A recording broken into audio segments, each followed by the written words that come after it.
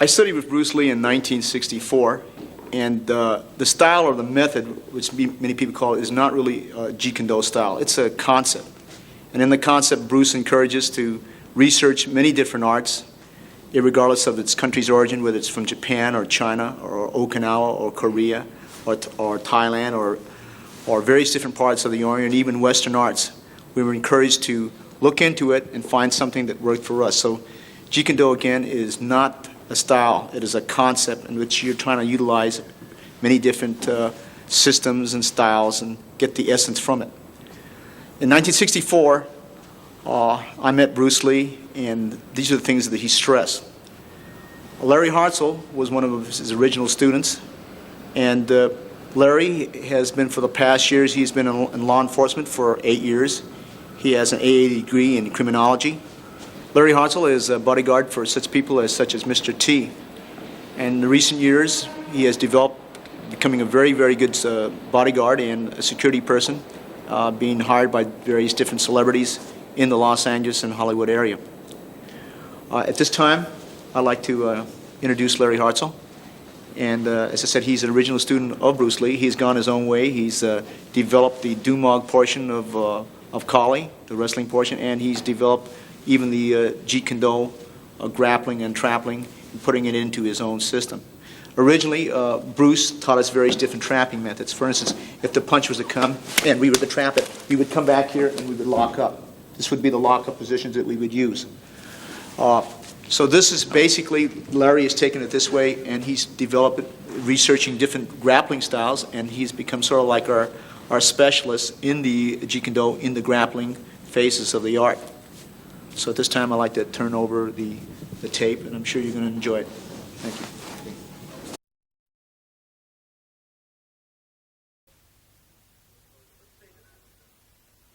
Okay, let's say that I was teaching this person knife fighting, and this drill is foreign to her, and she's never done it. So the first thing I would do is tell her to turn the body like this, with the palm up. Okay, would you turn your body, palm up?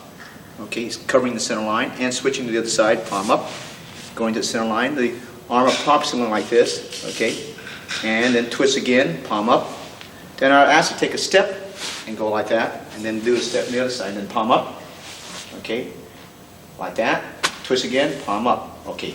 Now I'm going to ask her to put the hand here so that she will understand that when she takes that step to her left and twists out, that will give her room. Even without the aid of that hand, if you watch closely here where my knife would be, see, that gives her that much room. Okay. So the important thing in Kali, before we teach the technique, before we teach the disarm, we teach the reflex, because the technique without the reflex is worthless. So this is the very first time she's done this. So let's say that I now thrust it high. Okay, it can go here. She has the option of using this hand, or she has the option of using this hand. So at this point now, for the training drill, her right hand is here. At that time, I go to the opposite side. Notice that where she cuts the line over here, this hand is held in reserve in case she misses. Now when I train, see, we're going to pick this up slowly so that you can see the various different ways. This is the flow drill, okay, and where she has to move, and then she feels me, okay, see, and turning the body up and down, and switching left and right. Now, I will touch her if she's not on there. Back. Again, now notice again when you switch here, and the hand is here. This hand is into the eyeball, okay? This hand would come over here at this point. Okay, at that point, notice where the strip would be, and that would be in a lock position, okay? Again, in slow motion, if I came to the high line and switch it to the other side, the hand could be here, and it could be stripped. However, you can return it to the center both at the low line and at the high line. The return to the center is identical to the knife drill that you had. Notice where she would return it in here, stepping on my toes so I couldn't run away, and ejecting out here. The best thing to do against a knife is to have an equalizer. Throw dirt, pick up a picture frame, run fast, at least have an aerobic program, so that you at least, now notice the high line. Okay? The thrust is here, stripped off my body, and you can go into the throw. Okay? These are important to do because when the reaction time comes, before you learn that technique again, the slow motion, see? Again, look closely, okay, slow motion. Notice where the hit is because they would push the person back, okay? The hand will be delivered in here, At this point, you can thrust it, but you probably go to jail, so put it here and strip it out. That's the important thing, okay? All right? So we start the drill again. We start the thrust. It's programmed in the beginning stages again, going like this, flipping, turning the body. And for the purpose of training, always thrust it as far as you can thrust it. See, when this thrust comes up here, you're going to try to slash that person, so that hand has to come out here. I'm going to try to pull here, and so, please don't move yet. I'll try to slash here because I have the hand here. Now when she turns her body, notice what happens to the circle. So that when you move it again, okay, you come out. So your drill both can be delivered with the left hand and with the right hand always. So you're fighting the motion, okay? And you have to learn how to take out the hand. Notice where the hand would be. Now the strip will be on the top, see? And that would be the lock position, okay? So it's important at this stage to get the reflex before you get the technique. Okay, at this time I'd like to explain how the Filipino art comes about, okay? Everything from ancient times, the weapon is always taught. So if there was a slash position, we learn the dagger first to insert. Okay, slow motion again. 2. Or slow motion again. 1, 2. Okay? When you do it empty hands, you attack either the brachial nerve or the ulnar nerve. Okay? So when you hit it, there is a shot into the eyeball, and you have destructed the ulnar nerve, which is your crazy bone or the brachial nerve. And then hit is hit, and usually the first series we teach is the elbow and the knee. Once we accomplish that, we take it to this side, again in slow motion, eye poke, back fist, elbow to the face or elbow to the deltoid, turning around and hit. Okay. Notice that this was for the lead hand. Sometimes when the punch comes from the rear hand, you use it from that side. The same position is used, but usually you plant the foot in this manner over here. Okay? Okay, repeat again. For the rear hand, you just move it out. Okay? Sometimes the elbow is used this way. The elbow comes up, the knee, and plant. And you can foot sweep this if you so desire, or go into various takedowns. Okay? And it should be done left and right. Okay? A lot of the techniques they use in the Kali is taken from, as I said before, the knife. For an example, if a kick was to be delivered to my head, let's let her put the foot up here so you can see it. Okay? The knife would actually slash at that time. In slow motion again, slash. Okay. When you don't have the use of the knife, the elbow is used, and we dig into the calf muscle nerve like this. And it is like saluting a person like that. Okay? If you put it this way, you will hurt your own elbow. Okay? But if you angle it this way, it's here, and it gives a little kind of an elevator effect. Okay? All right. Again, a lot of our techniques, as I said before, the knife. So if she were to kick here, see, that would be the first one. Notice how I hook the leg across here, and this is struck, this is kicked, this is here, and then the knife is shot in. Okay? If you have no knife, that is the kick. Okay?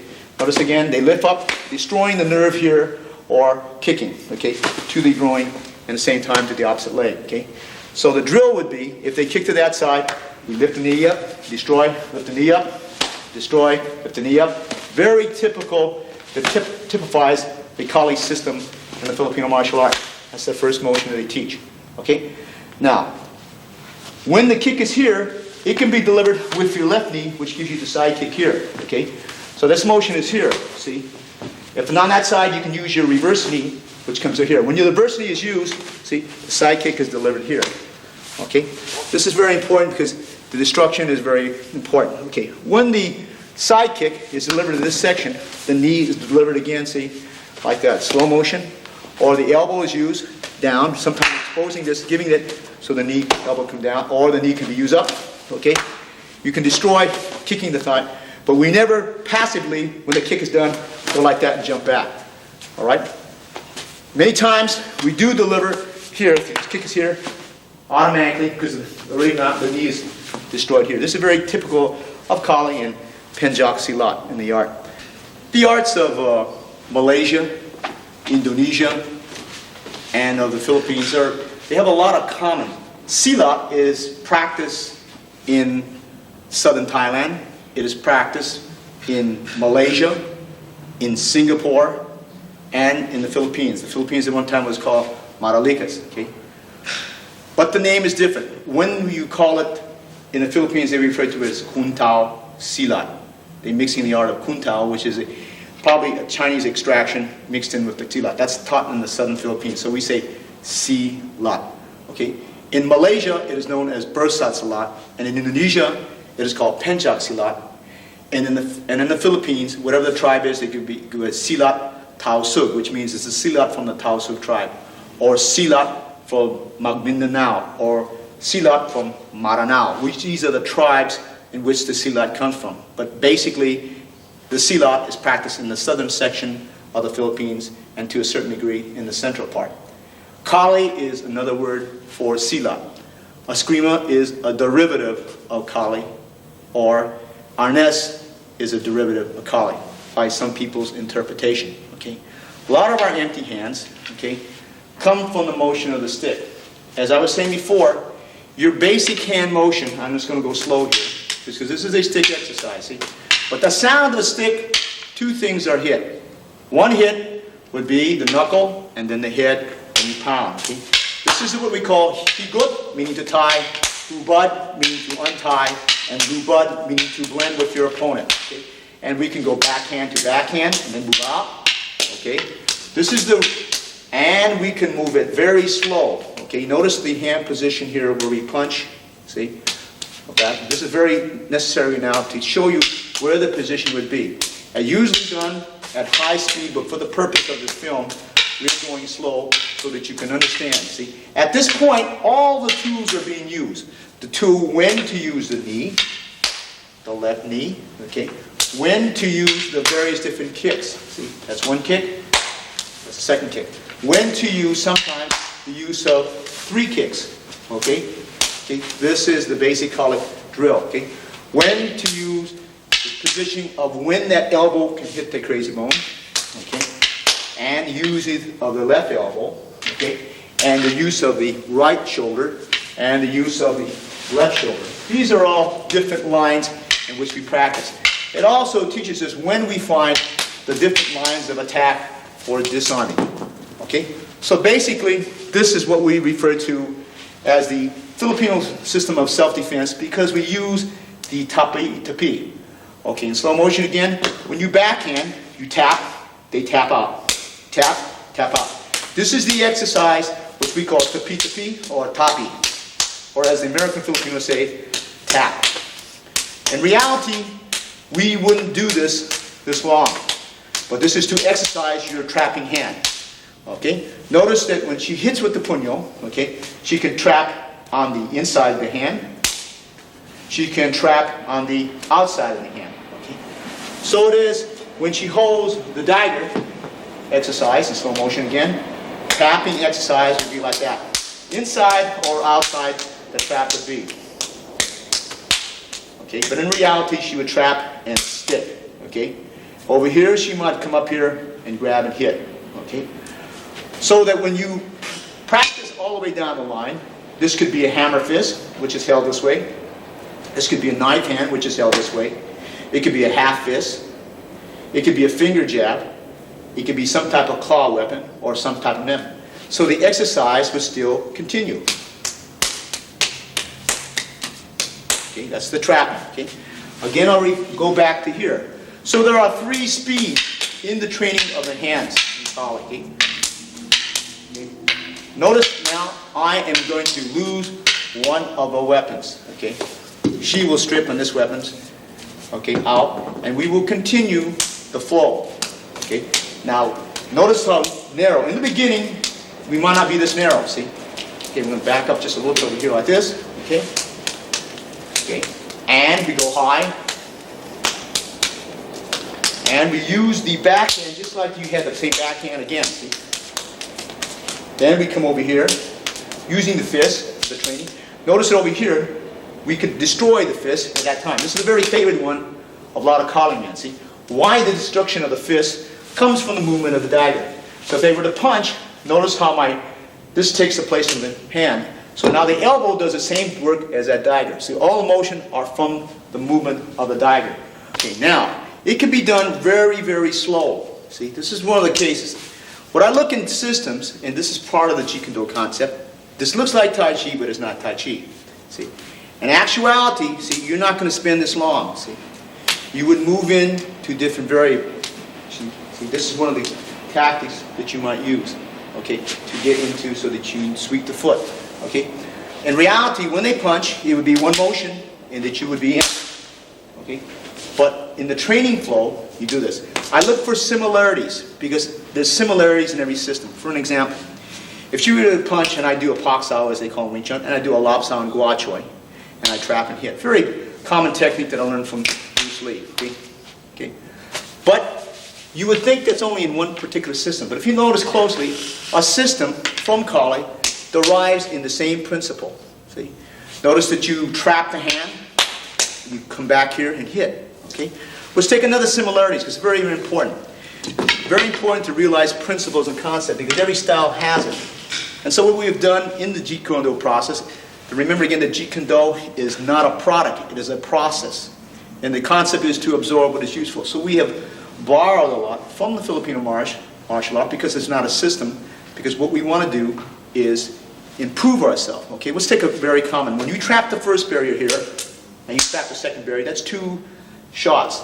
But that also exists stick-wise and in empty hands in Kali. They might do it just a little bit different. Notice the first trap, notice the second trap, notice the elbows here where we can go into the locking of the arm and going into the hits. Okay? So always look for similarities to improve your skill.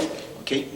For an example, you have a high, a low, and then a high. Very common one that we learn to go like that. Notice the hand position over here. So if she tapped low, she goes up high. Okay? She has a rear hand, so she has to trap the rear hand. Okay? Very common technique, low, high, and then trap and hit. Okay? But you can find that thing if I handle the knife, which is one of the very basic ones we use in the Kali system because we learn it from the knife and then go in the empty hands. Notice that the identical technique, if she plunges it low and then she goes high, it's already here. If her hand comes here, the only other possibility is to put it down here and the knife will be here. Yet they're 2 different disciplines, practically, but from different parts of the country. Okay?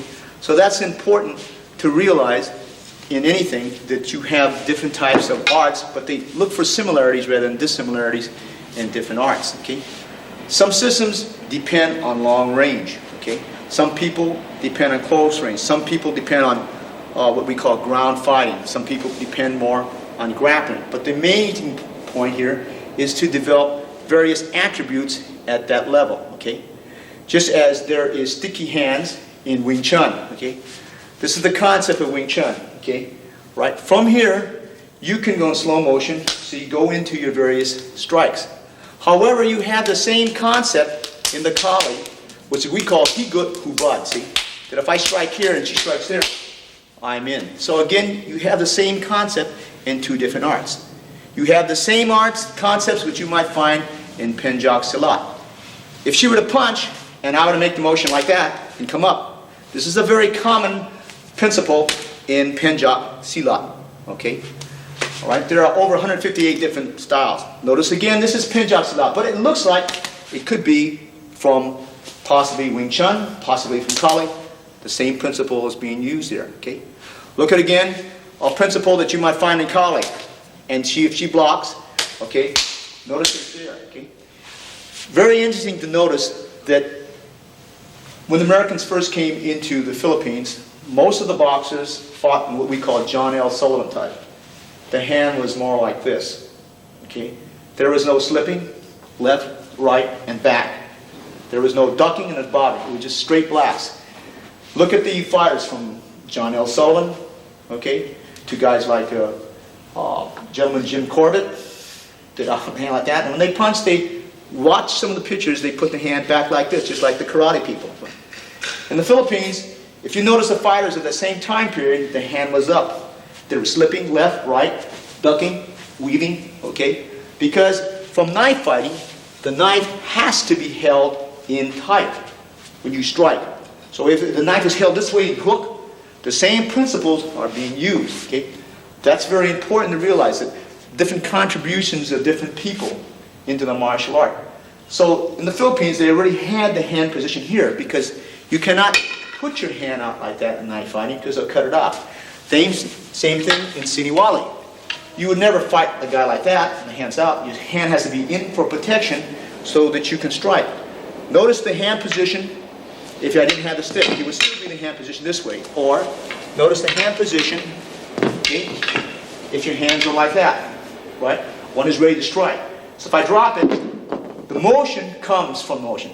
If you look at a lot of Indonesian dances and Malaysian dances and Filipino dances, you will see that the form is in here already with the slipping and bobbing and weaving. See, it is incorporated into dances, although a lot of people don't realize it. Now what we do is we take it out of the classical thing, but I teach the Indonesian with the straight classical also, but for the Jiu-Jitsu concept and for the blend, we take it out and employ the technique. Okay, I'm going to have Paula do something in Penjak Silat from what we call the third juros, okay? If she would face this way toward the camera, and this is what they call a sambut, or juros 3, okay? And I'll explain this to you, okay? This is traditionally done to the sound of the drum and Indonesian or Filipino or Malaysian music, okay?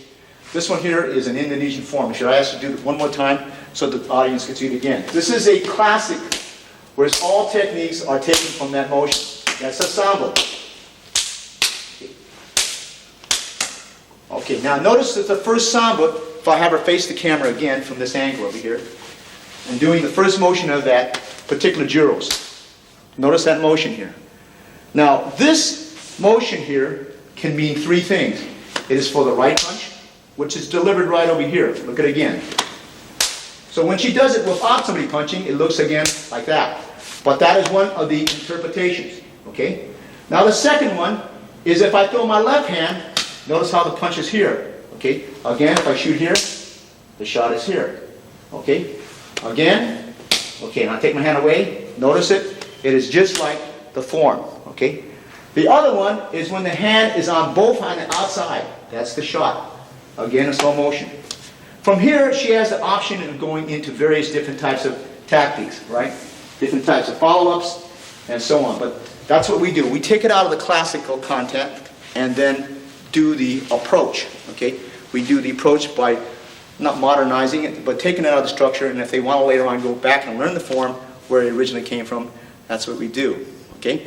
The next thing that was very common in the Jeet Kune Do concept and in the Filipino martial, we like to train the attributes, because the training of the attributes are very important, okay? Now I'm going to use her to just go through some of the basics, not a whole workout, but I would like you to come back here, okay? We want to train various different tools of the body. So what we do is we incorporate the drill, whether it comes from Muay Thai, whether it comes from Salvat, whether it comes from Filipino Kali, whether it comes from Wing Chun. We take it and we put the drill into hitting drills. Okay, for an example, if I'm training this young lady, okay, we first put her either in the left stance or we put her in the right stance. And if it's in the right stance, we hold go this way, and if it's this way, we hold this way. Okay, we start off with a jab. That would be the jab. Okay, that would be the jab. Okay, jab and jab. Okay, after we learn that, then we go into the next basic, and usually the next basic is jab, cross. Jab, cross, jab, cross, jab, cross. Okay, now in between that, after she finishes her jab, cross, I might hit her here, I might hit her here, I might hit her here, I might hit her here. Okay, I might throw and then ask her to do jab, cross. Then the next basic usually we might follow is the use of the elbows. There are many ways to use the elbow. We go jab, elbow, jab, elbow, jab, elbow. Okay, that would be one of the ways we train the elbow. Okay, then we go in the combination. There could be a jab, cross, and a hook. Okay, a jab, cross, hook, jab, cross, hook. Okay, then we have what we refer to as a jab, cross, and a body hook. Okay, jab, cross, and body hook, and a jab, cross, and body hook. Okay, then we have the next drill is a jab, cross, and uppercut. See, jab, cross, and uppercut, jab, cross, and uppercut. Okay, for the purpose right now, because we're not really training for the purpose of the tape, we're just taking our time. Okay, then she has to learn a little defense. Okay, the first one we teach our beginners is when I jab this position, or if I cross the position, she's going to shoulder roll. That means she gets away from this. Now, in reality, it's good when you shoulder roll, you should use a side kick with it. Okay? But for training the hands, simply, we shoulder roll, and then we cross, hook, cross. Look at it again in slow motion. Shoulder roll, cross, hook, cross. Okay? Then we can put it in any object. I might throw the jab. She might shoulder roll. She might low cross, uppercut, low cross. Okay? Again in slow motion. Shoulder roll, cross, hook, cross. Okay? At this time, we want to learn evasive motion. So we go in what we refer to as the bob and weave. Common to Filipino boxing, common to Western boxing. So if I throw my first jab and she catches it, okay, and I throw the cross, she bobs over here at 1 o'clock and weaves out to 11. Slow motion again. That becomes your hook, cross, hook. Again, we'll do it 3 times for the purpose of the tape. Okay. Again, bob and weave, cross, cross. At the time, if I'm training her, I would correct her in different body positions, but not correct her too much, as that she might lose the flow, and correct her, let it go. Okay. All right. Now, if I jab over here, I'm going to hook. So she does the bob and weave in the opposite position. These are not the only targets we use, but right now, bob and weave, okay, cross, cross. Okay, in slow motion again, jab, she bob and weave, cross, cross. Sometimes she's unable to bob and weave, so she catches with the front hand, and she covers. Okay, so in other words, I jab, okay, and then I hook, she catches it here, and she hooks, cross, hook. Okay, in slow motion again. I jab, and she covers. Notice how she's covered? Okay, hook, cross, hook. Okay. A lot of times when I throw the cross, she is going to be countering inside. She has 3 options. She can do the shoulder stop. Okay, see how it pulls me off balance? She can do a bicep stop, which is here. She can do a straight arm deflection, okay, which is over here, okay? She can actually hit the face, but we don't do this for the drill, okay? All right. So when she does a shoulder stop, let's say, I set my target. 1, 2, 3. Does it always have to be that? No. You can set your target. In slow motion again. I put my forward glove, see my elbow, elbow, elbow. Look at it again in slow motion, okay? She covers the stop. She puts it over here. Elbow, elbow, elbow. Okay, now, those are the ways we train it, okay? Because there's many, many drills, and you can almost take a tape, maybe 3 tapes, on just how you use your basic tools, okay? A lot of times, if I'm jabbing, I'll show you why we do this. If I jab, and if she parries my cross, the elbow would be here. The knee would then follow here once and twice. This we like to do because they do this a lot in Muay Thai, okay? So again, in slow motion, 1, 2, parry, elbow, 1, 2, okay? Now, because your right hand cannot get back, if she were to elbow here, my face would be exposed, okay? Right? And then we go 1, 2, okay? At this point over here, all right, so that she practices the elbow first, she will treat my jab as a cross. She would catch, parry, elbow, double knee, 1, 2. Look at it again in slow motion again, okay? So you catch, parry, elbow, 1, 2, okay? Now, this point is very important, okay? When you strike over here, you want to have the body inclined back at a 45-degree angle. This is something we love in Muay Thai, and a lot of the people at the academy on the process, we do what we call the knee. Notice if you lean back forward, and the knee is here. Now, I'm going to take her hands down here so you can see why, see? Okay? So that when I punch, and her hands are down, I'm going to run right into it, okay? In Thailand, the most dangerous weapon is the knee. If there are deaths in Thailand, and unfortunately there are, 70% will be done with the knee. The 30% will probably be done with elbow and with the feet. But the knee is considered. Now notice where their hand goes. 1, 2.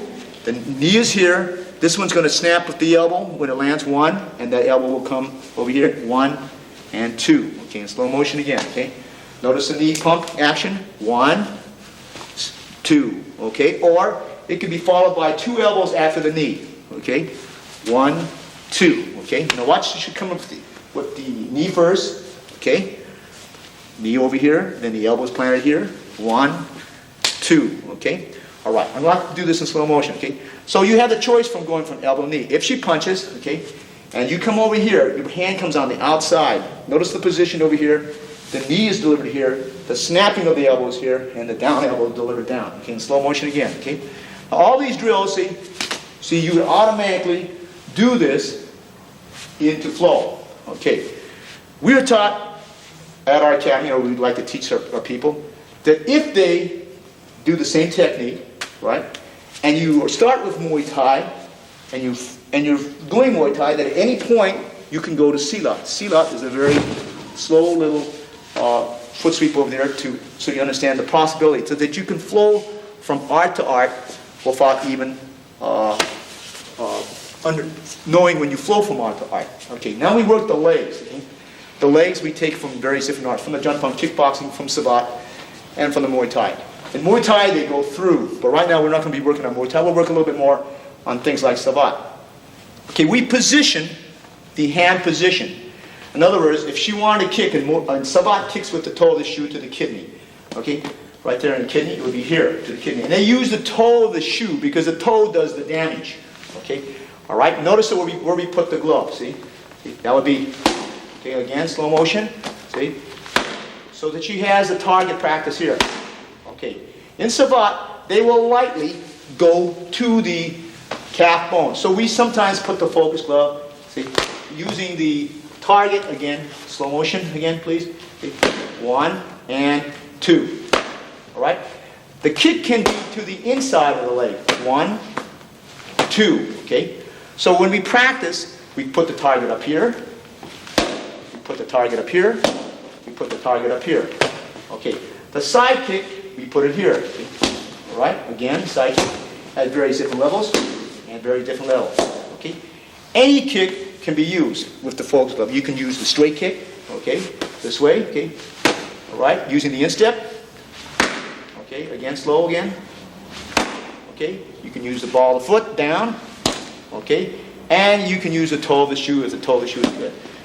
And all the time, your trainer will be hitting you, possibly even kicking you, okay, and then setting the target. Okay, this is the basics. We use any discipline over here and set the target. Then going in the hand range, firing the target. Then going out to kicking range and back. So that you learn to use your close quarter tools such as your elbow and your knees, and you learn to use your long-range weapon like your feet. Okay, this is basically how we train. Okay, anytime we train, sometimes we train with the gloves on. Okay, I like to take all my people into kickboxing, whether it's in the Savat way or the Muay Thai way, or in the Jun Fan way, because each has its, I believe, its merit. And a good kickboxing method would be Bondo, which is taught in the United States. Okay, now you notice that I was using focus at that time, but you see, in Savat, they have an unusual way of training. See, like when they tear the target here, notice where my target is, see the target? And the first thing is called assault. That means light touch. Everything she does is light touch. If my glove is not there, she just touches lightly like that. You see what she does? Very lightly. See, just like that, see? Okay, notice that now, in Savat, they use the toe, and it goes into the kidney, see? Bang, see? All right, now, when you do that, see, this is the way they train. Notice it's the same concept the Bruce had with the focus glove. The only thing the Savat people now use the glove itself. Okay. Okay. Notice that sometimes she will kick to this side here with her foot. Okay. Again, kicking here, kicking here, kicking here. Okay.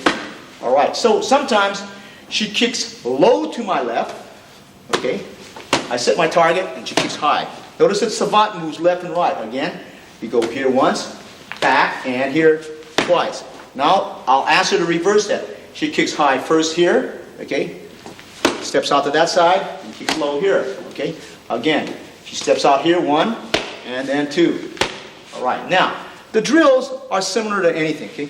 Let's say the first one we teach, even under Bruce, was, and even Carly is the first one. She learns how to jab, see? I learned to catch, okay? I learned to catch, okay? I learned to catch, okay? That's the catch. Now, when the punch comes again, I learned to parry it to the left. See, that's the parry to the opposite side. Going in this direction, over here, okay? All right? Then we learn to parry from here. See the hand? Just the hand, because we're going to fire that hand here, fire that hand here, fire that hand here. Now, when she parries to the front, in the beginning we teach to catch. But when we catch, I learn to catch and fire back. In slow motion, 1, 2, slow motion, 1, 2. Okay? For the purpose of the camera, we'll turn around in this angle again. So when we jab, you jab, and I catch. Okay?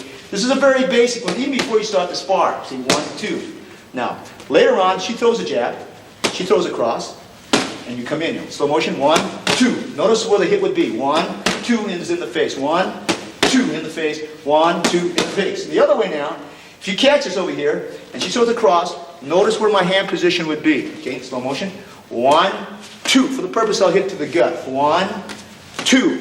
Purpose, hit the gut again. 1, 2. This is the way we train.